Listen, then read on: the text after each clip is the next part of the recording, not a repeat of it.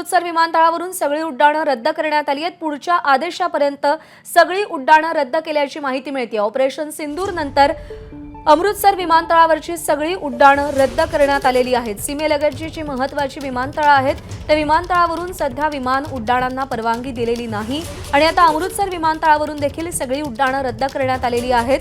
काल सुवर्ण मंदिर परिसरामध्ये ब्लॅकआउट करण्यात आलेला होता। 2 वेळा काल सुवर्ण मंदिरामध्ये ब्लॅकआउट केला गेला आणि त्यानंतर आता अमृतसर विमानतळावरून सगळी उड्डाणं रद्द करण्यात आली आहेत। पुढच्या आदेशापर्यंत सगळी उड्डाणं रद्द केल्याची माहिती आहे।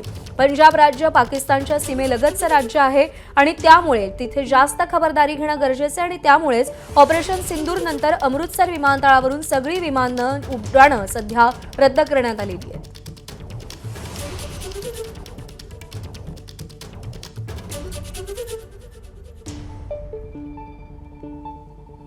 पुढच्या आदेशापर्यंत अमृतसर विमानतळावरून सगळी उड्डाणं रद्द करण्यात आली आहेत।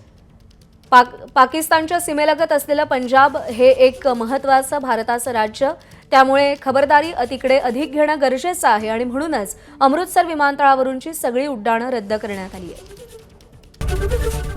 एबीपी माझा, उघडा डोळे बघा नीट।